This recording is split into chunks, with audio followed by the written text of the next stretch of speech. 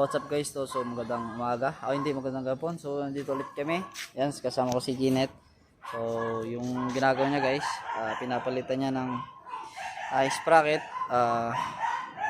Ang sprocket yung thread type na sprocket yung kanyang bike. So inano lang natin, okay, tingnan natin. So si Kinet, ito yung luma niyang, ito yung papalitan niya, no. Ano niya na kasi to, may kulay daw kasi gold, so papalitan niya ng silver. So yan yung iano niya, silver na kalawangan. Wala nang grasa guys, para mas maano natin. Ito yun, so ito yung sinasabi yung thread type. So kapag nakaiba kasing MTB is naka kasi type, no, pag kasi type yun is 6 pulse, umaga masyadong ano yun, maingay. So ito 2 pulse lang, saktuhan lang to dito. So yan, ito kasi yung isabay ko, pinapalitan niya na.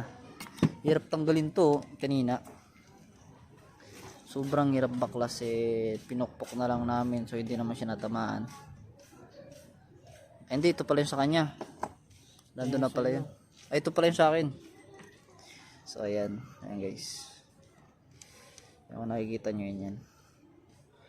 Sobrang sobrang tagal ko na kasi hindi ko nagagamit yung bike. Kaya yung nakikita nyo yan. Ito yung ina namin kanina, pinukpok din naman So ayan, ginamitan namin ng katala. So ayan, kakabit niya na. Tingnan natin yung bike. Diyan niya ikakabit guys, sa dito yan. Sa akin kasi nasa taas na nakalas, so hindi na ako magbabike, quit bike na ako. So sa kanya naman, siya naman yung mag-ano niyan. Ba't may natira to pre? Yung sa isa yan? Okay. So ayan, lagyan mo muna nito, yung yun. Nilagyan mo na? Okay lang okay, kasi matigas yan. So ayan, kailangan pala to guys, yan, yung ring na to, no, sa loob to ng pinaka iti-trade niya, kasi ito yung magsusuporta dun para mas lalo siyang tumigas. So ayan. So ayan, ito yun, kung nakikita nyo yan. Maliit lang siya, minsan nga tatlo, yung sa akin kasi tatlo, kaso tinano ko na yung iba Ito pala guys yung ang tawag dito pre, sprocket, yung sprocket ng bike. So meron siyang 8, meron siyang 11. So yung 11 ano na yun, mga kasi type na. Ito kasi 8 lang or 7 kapag trade type. Malalaman mo kasi guys pag trade type, yung bearing, yung sprocket ng bike nyo is naka ganyan yan, hindi siya masyadong sapol dun sa ilalim.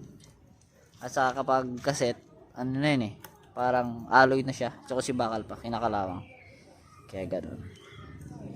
Yan, matatapos niya na guys, kakabit niya na dun mamaya.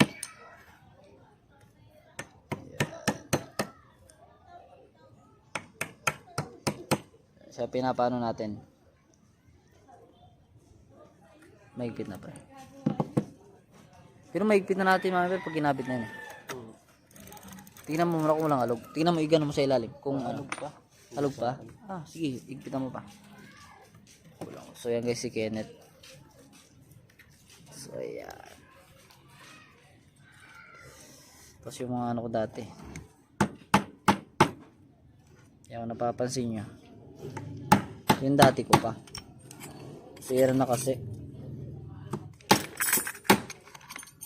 Bali ano lang kasi ito guys, yung dati ko is 7 lang ng ngepen. Ito sa kanya 8 na to, ito yung dati ko 8 na din. Ayan, so yun lang guys. So bye bye, sana mayroon kayong natutunan. At saka nga pala guys, so dito kapag nakita nyo yan is may mga pulse yan, 2 pulse lang, hindi ko alam kung pulse tawag yan, yung dalawang ganyan. Kapag nasa thread type, hindi yan siya masyadong maingay guys, talagang ganun lang yan. So kung gusto nyo paingayin, palitan nyo to ng hanger, yan yung sa loob, yung spring nya, palitan nyo ng hanger para mas lalo siyang gumanon bigla. Ito kung nakita nyo, yan, gumanon bigla yan, gumanon siya. Kaso nga kapag tagalan masisira, yung masisira nyan is yung ito nya, yung tatamaan nya yung ngipin. So yan yung mas masisira sa bike, kaya pangitin. Di rin recommended. Talaga yung recommended, magkasit ka na lang para maingay. So yun, binabalik niya na. Pinupukpok niya, wala kasi kaming